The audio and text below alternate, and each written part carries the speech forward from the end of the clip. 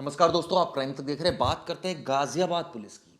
Supreme court तक मामला गया और सुप्रीम कोर्ट ने कहा गाजियाबाद पुलिस के रवैये को लेकर यूपी के डीजीपी को कि ये यूपी में क्या हो रहा है, कैसे सिविल केसेस को क्रिमिनल केसेस बनाया जा रहा है, ये अपने आप में कई सवाल खड़े कर रही है। सुप्रीम कोर्ट ने कहा है कि आईओ को कटघरे में खड़ा करो।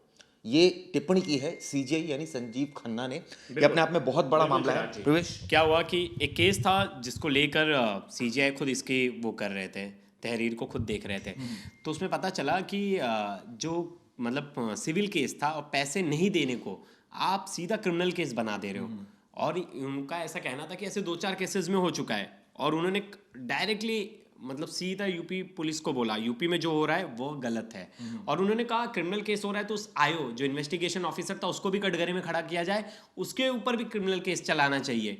कि कैसे वो सिविल्स केस को, क्योंकि देखिए बहुत सारे लेन देन के केस, जैसे कोई बिल्डर का है, बिल्डर टाइम पे पैसे नहीं दे रहा या टाइम पे पैसे नहीं दिया या किसी ने किसी का भुगतान नहीं किया टाइम पे, तो बहुत सारे ये सब केसेस जो है लैंड के डिस्प्यूट्स जो हैं वो सिविल केस में आते हैं। लेकिन अगर आप उन केसेस को अपने फ़ायदे के लिए अगर सबको क्रिमिनलाइज करते जाओगे तब तो ये बड़ी चिंता वाली बात है। और यही सेम सुप्रीम कोर्ट ने कहा कि ये जो हो रहा है वो बहुत गलत है। और देखिए वो केस पे आगे उन्होंने लिखा भी है, सीजीआई ने कहा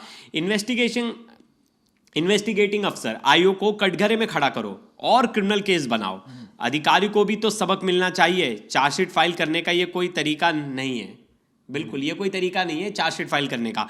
और आपको याद होगा चिराग जी, इससे पहले भी बहुत सारे ऐसे केस थे जहां जो लैंड डिस्प्यूट्स थे, ये तीसरी पिटीशन है, इससे पहले भी 2-3 केस आ चुके हैं जिसमें लैंड डिस्प्यूट्स था, लैंड डिस्प्यूट को आपने क्रिमिनलाइज कर दिया।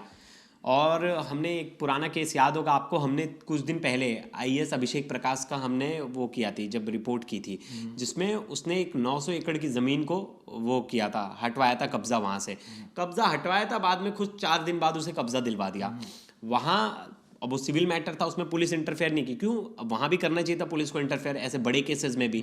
लेकिन सुप्रीम कोर्ट का कहना है कि जो आदमी दब गया, जिसे कोई नहीं बोल रहा, उस पर आप सिविल केस की जगह क्रिमिनल केस लगा रहे हो। ये जो मामला था आपको बता दूं, ग्रेटर नोएडा में पैसे के लेन देन के एक मामले को पुलिस ने सिविल केस की जगह क्रिमिनल केस बनाते हुए चार्जशीट दाखिल कर दी थी। याचिकाकर्ता का कहना था कि पुलिस ने पैसे लेकर मामले को क्रिमिनल बना दिया है। इस तरह के बहुत सारे केसेस हैं जो सामने आते हैं। पुलिस ने सिविल मुकदमे को आपराधिक मामले में तब्दील करने के बाद समन भी जारी कर दिया था। याचिकाकर्ता ने इसके खिलाफ अदालत का दरवाजा खटखटाया था और एफआईआर रद्द करने की मांग की गई थी। ये बेसिकली पूरा बिल्कुल था जिसको लेकर सुप्रीम कोर्ट ने अब एक बहुत ही संगीन टिप्पणी की। उत्तर प्रदेश में मुकदमे को लेकर जो हो रहा है वो गलत है। हर दिन सिविल केस आपराधिक मुकदमों में तब्दील हो रहे हैं, ये सुप्रीम कोर्ट ने कहा है। ये बहुत बेतुकी बात है। सिर्फ पैसे ना दे पाने को अपराध नहीं कह सकते हैं। ये बहुत बड़ी टिप्पणी है। यानी दोस्तों, कई बार ऐसा होता है, चीटिंग केस होते हैं, किसी ने आपके पैसे ले लिए, वो पैसे नहीं दे रहा है, या बिल्डर, जैसे प्रवेश ने जिक्र किया कि बिल्डर ने आपको बोला कि हम फ्लैट दे रहे हैं और वो टाइम से फ्लैट नहीं दे पाया, आपकी रकम ले रखी है, तो आप उसके ऊपर कहते हैं कि भाई क्रिमिनल लाइबिलिटी बननी चाहिए। लेकिन प्रवेश, ठीक है, ये टिप्पणी तो आई है और इस तरह के बहुत सारे केसेस उन्होंने देखिए एक बड़ी इंपॉर्टेंट कोट है, उन्होंने बाद में भी किया, सीजीआई जो संजीव खन्ना जी हैं, उन्होंने कहा है कि अगर अब फिर से इस तरह का कोई मामला सामने आता है तो पुलिस पर भी जुर्माना लगेंगे, मतलब पुलिस पर भी जुर्माना लगाएंगे।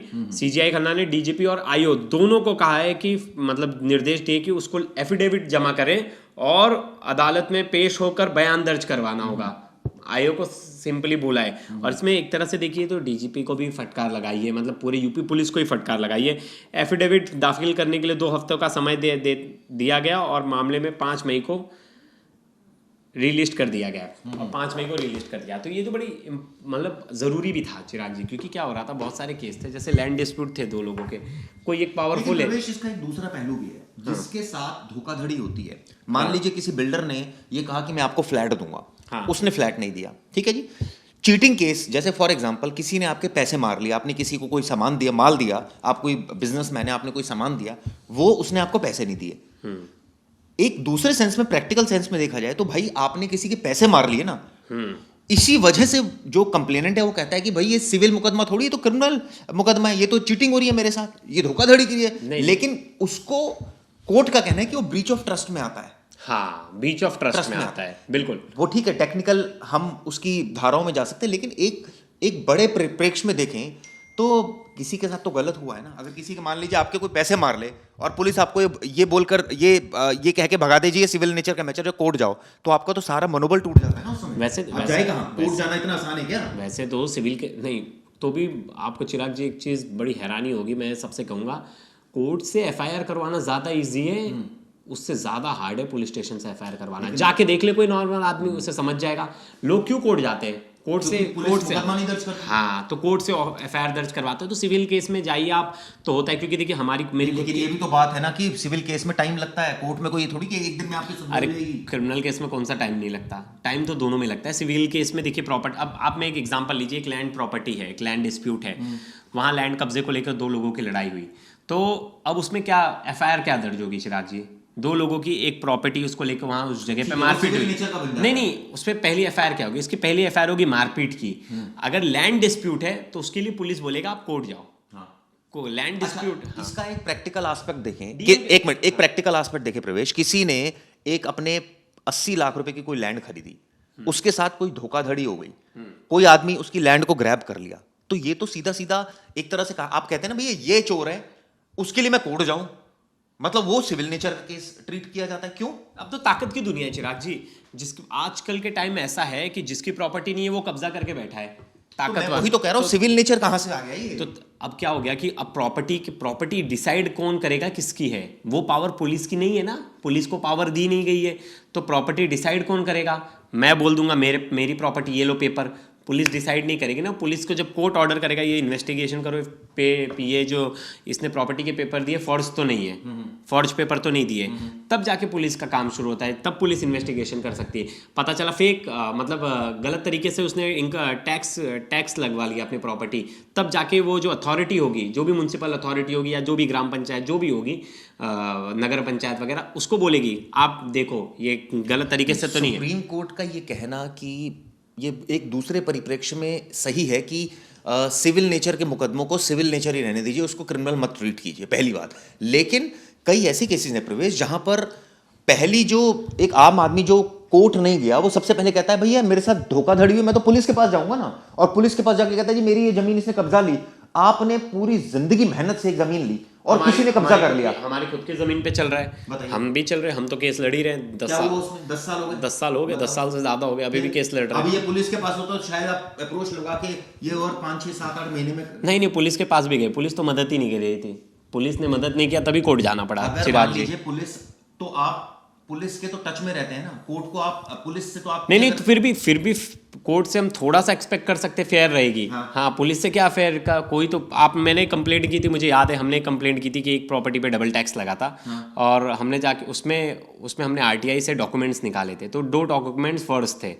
तो हमने जब ये केस किया कि 2 डॉक्यूमेंट्स मतलब फर्जरी के, हाँ, तो उसमें पुलिस ने कंप्लेंट नहीं ली, हमने कोर्ट से ऑर्डर लेके आया, तो कोर्ट से ऑर्डर लेके आया, कोर्ट ने बोला इसमें एफआईआर करो। सोचो, तब तो पुलिस करती नहीं मदद।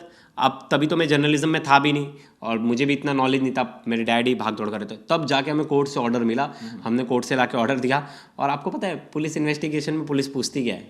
पुलिस ऑफिसर पूछते हैं मुझसे, हमारे ये नहीं पूछ रहे, हम पूछ रहे जिस कंप्लेंट क्या है, ये 2 डॉक्यूमेंट गलत तरीके से फॉर्ज है, कोर्ट ने ऑर्डर दिया आप इन्वेस्टिगेट करो, हाँ ये नहीं है। लेकिन उनका क्वेश्चन अलग है, आपने प्रॉपर्टी कब ली, आपने, अरे यार तुम हमारी इन्वेस्टिगेशन करोगे कि उस पेपर की इन्वेस्टिगेशन करोगे?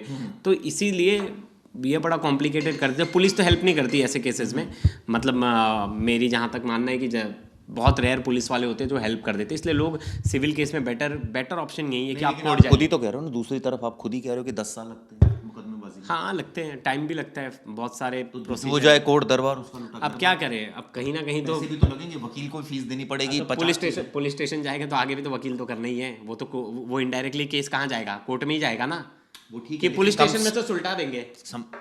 अगर मान लो पुलिस मुकदमा दर्ज कर लेती है तो एक ऑप्शन बन जाता है ना, आरोपी की गिरफ्तारी को, डर के मारे बहुत चीजें कर सकता है। नहीं अरे आरोपी डर के मारे हो सकता है मान जाए कि हाँ जी ठीक है मैंने नहीं अरे देखिए एफआईआर हो गई ना, एफआईआर तो आपकी कोर्ट से भी हो जाएगी, हाँ, सिविल केस में हाँ अरेस्टिंग नहीं होगी। अगर सिविल केस में कोर्ट को लगता होगा कि हाँ बड़ा धोखाधड़ी किया है, तो पुलिस बोलेगी, तुरंत ऑर्डर करेगी कि हाँ अरेस्ट कर लो। तो भी लेकिन बेटर ऑप्शन है, अगर आप सिविल केस है तो पुलिस के यहाँ मत जाओ। पुलिस के यहाँ क्योंकि आदमी पैसा दे के बहुत सारी ज़मीनें कब्जा हो जाती है। हाल फिलहाल में मैंने एक एग्जाम्पल देखा था, हरिद्वार में एक थी ज़मीन, जिसकी ज़मीन वो बेचारा आया नहीं इतना दिन, उसकी ज़मीन पर कब्जा कर लिया किसी और ने। बात सही है। और सच्चाई ये भी है कि जो सुप्रीम कोर्ट ने कमेंट किया, ये एक दूसरे परिप्रेक्ष्य में किया है। उनका कहना है कि सिविल नेचर के केस को सिविल नेचर ही रहने दीजिए, उसको आप क्रिमिनल ट्रीट मत कीजिए। इसी वजह से डीजीपी को भी फटकार लगे और कहा कि ये उत्तर प्रदेश में क्या हो रहा है, ये किस तरह से पुलिसिंग हो रही है वहां पर। इस पर आप लोगों का क्या व्यू पॉइंट है दोस्तों? क्या सिविल मुकदमा? चिराग जी, एक और चीज़ थी, मतलब लोग है ना कमेंट्स भी कर रहे थे और मैंने पढ़ा था, ये फटकार वगैरह से कुछ नहीं होती। आपने ओरल डिक्टेशन कर दिया, आपको निकालना है तो ऑर्डर निकालिए ना कुछ। मतलब ये लोग बिलीव करते हैं कि जब तक अगर मैंने आपको आज की आपकी गलती पे बस डांट दिया ना, तो डांट से कुछ नहीं होने वाला। आप वापस से वो गलती करोगे। आप एक बार ऑर्डर निकालो कि ऐसे ऐसे उस जो ऑफिसर है जिसने गलती की है, उसको आप एक बार उसकी क्लास लगाओ। जब आप उसकी क्लास लगाओगे तो सबके लिए मैसेज जाएगा। लेकिन सिर्फ आप ओरल डिक्टेशन कर दोगे। चंद्रचूड़ सर ने बहुत सारे ओरल डिक्टेशन किए, लेकिन सिर्फ ओरल डिक्टेशन किए ना, वो अगर ऑर्डर निकालते हैं तो मुझे लगता है ज़्यादा इफेक्ट होता है हर चीज़ पे। खैर, अब सुप्रीम कोर्ट का डंडा तो चला है और उन्होंने यूपी की सरकार को कटघरे में खड़ा किया। ये कहा है कि उत्तर प्रदेश में जो पुलिस है वो किस तरह से काम कर रही है, सिविल नेचर के मुकदमों को क्रिमिनल की तरह ट्रीट क्यों कर रही है। इस तरह नहीं होना चाहिए। ये वीडियो आपको दोस्तों किस लिए जरूर बताएगा। शुक्रिया, धन्यवाद।